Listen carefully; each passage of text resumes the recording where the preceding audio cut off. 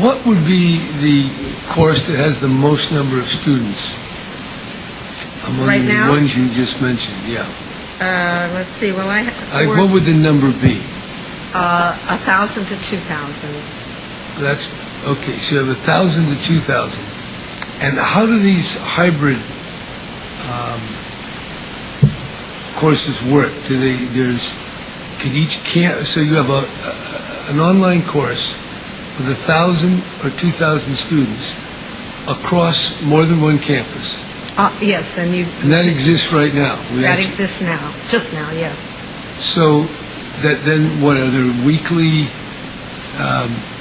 section meetings with graduate students? Can you give me an example of one? The courses that exist now that are cross-campus, that are... Well, the one that would best exemplify the potential of online, what would that be at this point in your pilot testing? So I'll tell you my view. It would be one that... No, I mean one actually, not one as a should, but what is an is? What's operational now? Okay. It would be one that has a lot, where everything that you need to do in the course, you can do online, everything.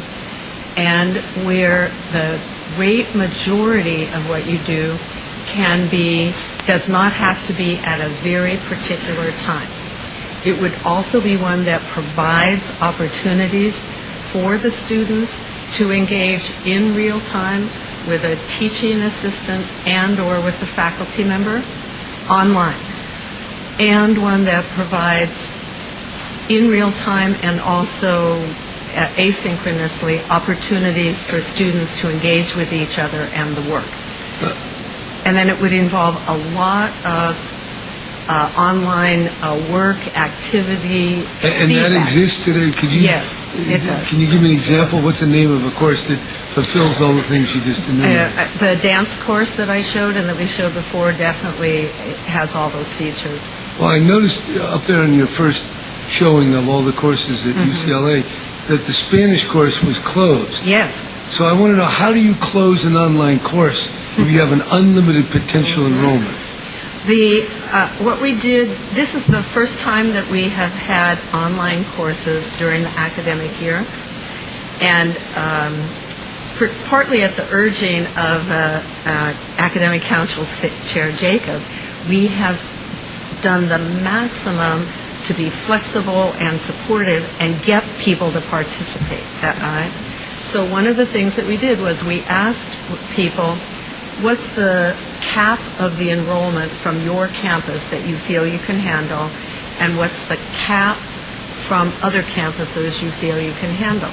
And depending on the way in which the course is structured, like if it has a lot of real-time engagement with the instructor or with the TA, some of them feel they can't handle really large courses. So that's what happened with the Spanish course. They want to have a lot of opportunity for speaking and feedback and real-time engagement, and they felt they couldn't handle more than that. Okay, so here's my point. Is there any course that you're testing that will not require as much human intervention? Yes. Can there be a course that is completely online, the testing, the whole thing, A to Z? So by that concept, there is no limit. There can't be a limit because it's all contained within the program operating online. So do we have one of the, I don't think you have one that's existing, but is there one being conceived that someone would attempt to create the whole the enrollment, I see what that is, but then take the whole course, be tested, get your grade with not any human intervention at all? Is that part of your test, or is that not acceptable in the world we're currently operating in? There isn't any course that I think actually that a review committee would approve where there's no human interaction in the course. We want people to interact with other people. They learn from that. Yeah, but the point might be to test it. See, but have we? We're into research, right? We don't make a priori judgments. Right. So you said you need human touch. I say, maybe you don't need it. How do we investigate the various pros and cons of the no human course, all done online, and the one that with the various gradations, many different kinds of hybrid kind of So courses? when I think about all online, I think about that an online system is available to support reading, writing, but also interchange in the same way that people can text each other or send email or things like that. So that online doesn't mean you have no human interaction, but it means that it is mediated or it's carried out within the technological Well, system. look, here's my point. If we can, this university can probe into dark holes that or at least get on the edge of them in ways we can't now. Right. Can't somebody create a course, Spanish, calculus, whatever, totally online? That to me seems less complicated than that telescope you were talking about an hour ago. And also, but Yeah. Governor Amy, maybe we could take a moment to see, because you're saying none of the 30 that just got approved meet that criteria. This may be a value question, But but I'm wondering if we should also ask They the do. chancellors if any of them have any courses that they feel they're offering to their I students. would like someone to see if they could invent a pure online course that once it's in the can, it's almost perpetual motion. You just sign up and there it is. Yes, there are courses like that. Well, I'd There like are. to know. And they have, and there's a lot of research on mediated instruction, and in general, in those cases, students are less happy and less engaged than if there are interactions, not only with the material that's online, but with other people who are online. Okay, well, with now them you're as talking about learners. student happiness. That seems a little Better softer learners. They're better than learners. rigorous empirical science. No, they're better learners. And when we had the MOOCs here, Well, I want to know that. Would you give me those, will you write down the name of those studies? I'd be happy I want to to look at send- those studies. I would because- be happy to. But even if they are That'd be there, I'm sure they're not the final word on the potential of using the technologies that currently exist. The barrier here is the human software, the thought that we're putting into the technology. So that's why I think, as you see being on the forefront, that there's a lot of experimentation Right. and investigation that I didn't quite capture in the last hour of the presentation.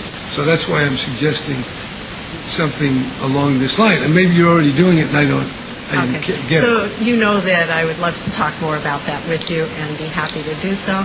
There is experimentation going on various campuses. The edX program has a very active experimentation also. And we do have a variety of approaches to online courses that are available and that have been and can be compared to each other. So there are those things going on. I'd love to talk with you further. Well, could we maybe get that for the next report? Could someone probe into the,